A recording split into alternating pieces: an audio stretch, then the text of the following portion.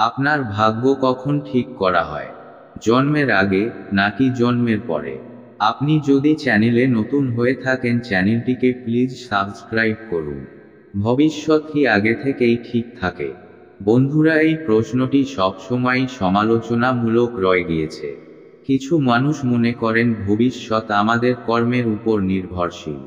আমরা যেরকম কর্ম করি তার ভিত্তিতেই আমাদের আসতে চলা কালকের দিনটি নির্ভর করে।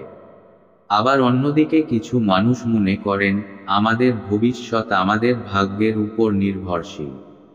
তো বন্ধুরা, আজকের এই বিশেষ লেখাটিতে আমরা একত্রে মিলে এটি জানার চেষ্টা করব যে সত্যিই ভবিষ্যৎ কি আগে থেকে ঠিক করা থাকে, নাকি কর্মই আসল যা আমাদের ভবিষ্যতের ধারা নির্ণয় করে।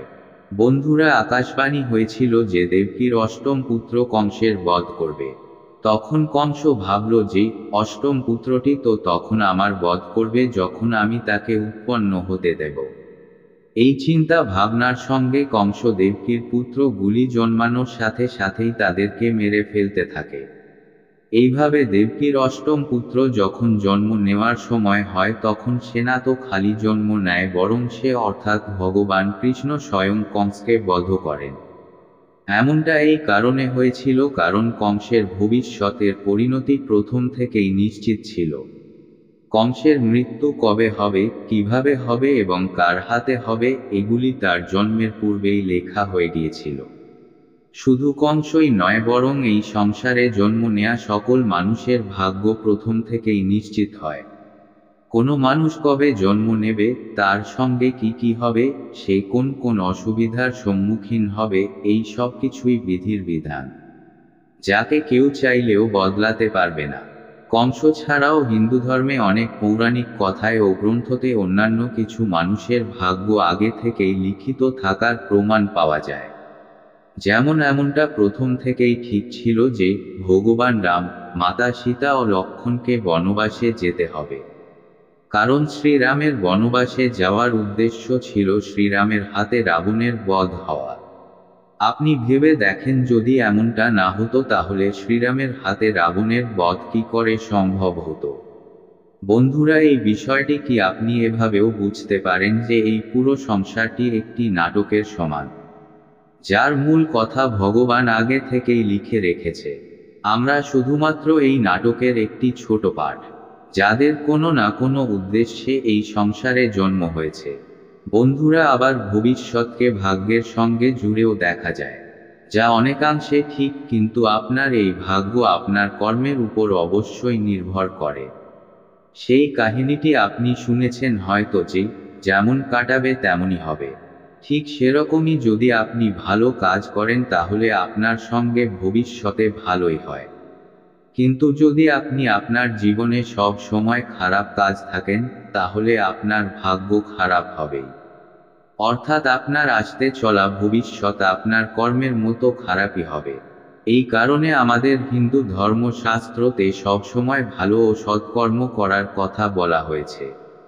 কেননা এই ভালো ও সৎকর্মই আমাদের জন্ম মৃত্যু চক্র থেকে মুক্তি দিতে পারে। নচেত খারাপ কর্ম করা ব্যক্তির ভগবানের চরণেও ঠাঁই মেলে না। শুধু তাই নয়, তুলসীদাসজি নিজে লিখেছেন, কর্মই প্রধান।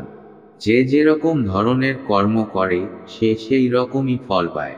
বন্ধুরা, যখন অর্জুনের হাতে কর্ণের বধ হলো তখন অর্জুন বলেছিল, হে মাধব, আমার হাত কাঁপছিল। তখন আপনি আমাকে বুঝিয়েছিলেন আমি একটি সৎ আত্মাকে তার শরীর থেকে মুক্ত করছি। কিন্তু এটা কি হলো? আপনি তো আমার মাথার উপর নিজেরই জ্যেষ্ঠের হত্যার একটি বড় কলঙ্ক লাগিয়ে দিলেন। তখন শ্রীকৃষ্ণ বললেন, মানুষ্যকে প্রার্থ দেওয়ার আমি কে? মানুষকে প্রার্থ তার কর্ম দেয়। একটি বীজ থেকে ভালো একটি বৃক্ষ জন্মাবে অথবা সেই বীজটি শুকিয়ে কোনো গাছই হবে না, এই বিষয়টি তো পুরো ওই বীজ উপর নির্ভর করে, নিজের ধারা বেছে নিয়ে। এরপর শ্রীকৃষ্ণ বলেন, হে পার্থ, তুমি ধর্মের পথ বেছে নিয়েছ আর কর্ণ অধর্মের পথ, এমতো অবস্থায় আমি কি করতাম? তুমি অন্যায়ের বিরুদ্ধে প্রতিবাদ করেছ আর অঙ্গরাজ কর্ণ সবকিছু জেনেও চুপ রয়েছে। আমি অনেকবার কর্ণকে তার পক্ষ বদলাতে বলেছিলাম। এবারই সে দুর্যোধনের ও তার মিত্রতার পক্ষ নেয়। এমতো অবস্থায় তুমি বলো আমি কি করতাম? বন্ধুরা, গীতার এই অধ্যায় থেকে আমরা এটা বুঝতে পারছি যে ভগবান আমাদের অনেকবার ভালো কর্ম করার সুযোগ দেয়, কিন্তু আমরা তেমনটা করি না, যার পরে আমরা আমাদের খারাপ ভাগ্যের জন্য কান্না করতে থাকি। তো বন্ধুরা, সবশেষে এটাই বলবো, ভবিষ্যৎ আগে থেকেই লেখা থাকে, কিন্তু ভবিষ্যতের সম্পর্কে লেখা আমাদের কর্মের উপরই নির্ভর করে।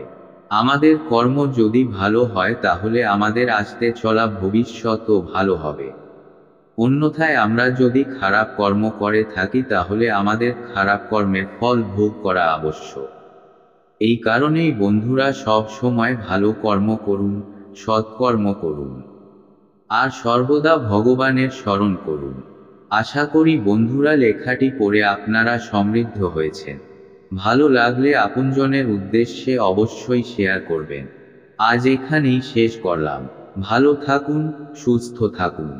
নমস্কার, ধন্যবাদ।